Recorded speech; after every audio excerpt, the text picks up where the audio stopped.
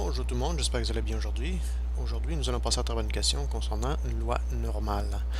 Dans la question, on voit qu'on va définir la taille des enfants comme une variable qui peut être décrite par une loi normale. Puis quand on travaille avec une normale, c'est bien important d'essayer d'identifier la moyenne. Donc ici, on a une moyenne de 97, donc ça c'est mieux. Et l'écart type aussi qui est ici qui est 4,9. Donc on identifie la moyenne et l'écart type. Puis ensuite, dans la partie A, on veut le pourcentage des enfants de maternelle qui ont une taille inférieure à 91. Donc si je regarde la notation de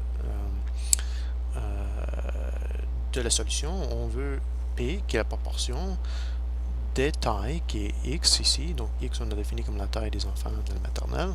Puis on veut X qui soit inférieur à 91. En fait, ça devrait être une inégalité stricte. Donc je veux plus petit que 91. Donc je vais faire un petit dessin de ma loi normale, centré autour de 97, puis on s'intéresse à 91. Donc je veux l'air sur la courbe de la normale à la gauche de 91. Okay? Donc c'est parfait parce que dans nos tableaux, on a des aires à la gauche. Donc là, ensuite, on va centrer et réduire. Donc centrer et réduire, c'est définir une variable z, qui est la variable normale moins sa moyenne divisé par son écart type. Okay? Donc sur les deux côtés de l'égalité, je vais soustraire mu et ensuite diviser la différence par sigma. Donc 91, centré réduit, c'est 91 moins 97, puis cette différence divisée par 4,9. Ensuite, on a le problème représenté en termes de code Z. Donc là, si je refais mon dessin, mais maintenant centré autour de 0, là on s'intéresse à l'aire à la gauche de moins 1,22 sous la densité de la normale centrée réduite. Donc, moins 1,2 va représenter la rangée, puis ensuite le 2, qui est la deuxième décimale, va représenter la colonne. Donc, quand je vais dans mon tableau, donc je vais ouvrir le tableau, je cherche la rangée moins 1,2, donc j'ai moins 1,2 ici, puis ensuite, si je monte en haut dans mon tableau, je vois que le 0,02, qui était ma deuxième décimale, c'est la troisième colonne. Okay?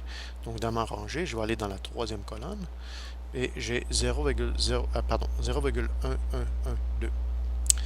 Donc, quand je reviens à ma solution,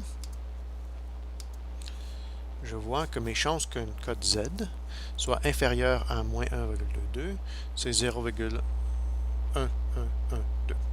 Donc, j'ai 11,12%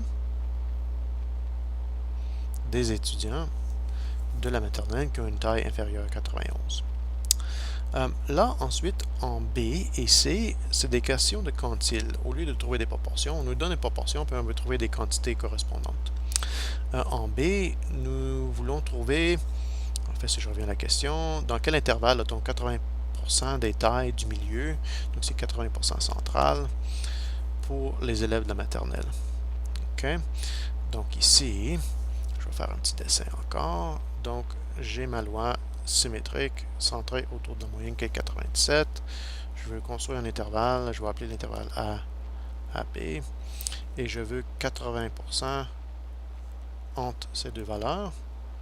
Puis donc là, le 80%, son complément sera 20%. Qu'est-ce qui me reste? Puis je veux que, en fait, l'intervalle soit centré. Et donc, je vais diviser le 20% qui nous reste. Puis je vais le mettre la moitié sur un côté. Donc, à la droite de B, j'aurai 10%. Puis à la gauche de A, j'aurai 10%. OK?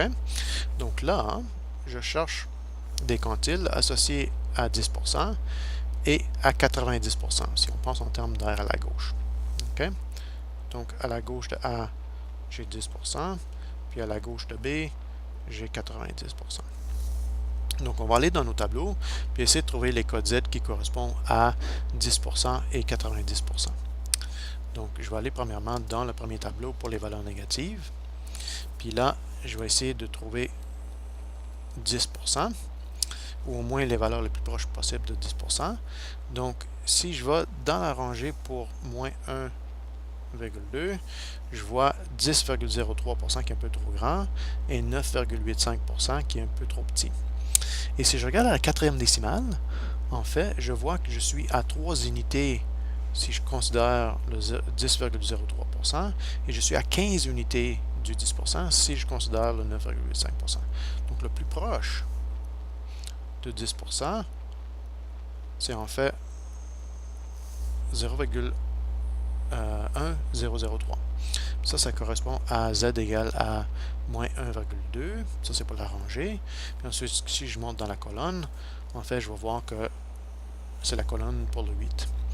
Donc, ma valeur du z, c'est moins 1,28. Puis ensuite, par la symétrie de la loi, je peux deviner que le 90% va correspondre à z égale à 1,28. Donc, juste pour vérifier, je vais aller dans mon tableau. Je vais aller à 1,28, donc 1,2 et le 8. Et nous aurons 89,97%. Ça, c'est presque 90. Si je regarde la valeur juste à côté, qui est 90,15%, en fait, c'est le 89,97% qui est le plus proche de 90. Donc, plus proche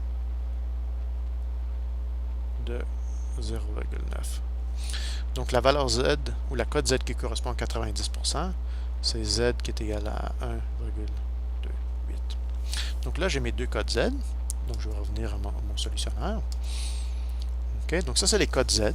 J'ai moins 1,28 et 1,28. Ça, c'est pour les valeurs qui ont été santé réduites. Donc, c'est le A, moins 97 sur 4,9. Donc, c'est moins la moyenne divisée par l'écart type. Je fais la même chose pour le B.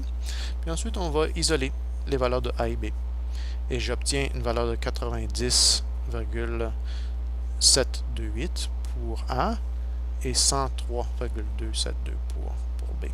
Okay? Donc 80% des tailles se trouvent entre 90,728 et 103,272. Ensuite, pour le C, si on veut une valeur X telle que 10% des tailles sont plus grandes que X. Donc je vais faire encore un petit dessin. Donc j'ai ma loi symétrique centrée autour de la moyenne qui est 97. Là, je cherche une valeur telle que 10% des tailles. Non, je vais revenir à la question originale. Au moins de quelles tailles sont les plus grands 10%? OK, je cherche pour le plus grand 10%. Donc 10% des élèves vont être plus grands que cette valeur. Là, ici, j'ai mon problème exprimé en termes d'air à la droite. Moi, je veux R à la gauche. Donc, R à la gauche de ce X, c'est 90. Donc, en fait, je cherche le 90e centile. Donc, il va falloir que je trouve la cote Z qui correspond à 90. Ceci, en fait, on a trouvé dans la partie B, c'est 1,28. OK? Ça, c'est pour la valeur qui était santé réduite. Donc, je prends mon X, puis le Z correspondant, c'est X moins la moyenne sur sigma. Et ce Z, c'est 1,28. Puis ensuite, quand je vais isoler le X, j'ai X où je prends mon Z qui est 1,28, je multiplie par sigma, puis j'additionne la moyenne. OK? Donc, juste une petite note ici, c'est toujours X qui est égal à sigma fois Z plus la moyenne.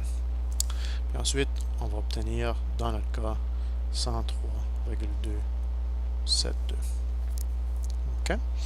Donc, ça, c'est la question 1 concernant la loi normale. Merci.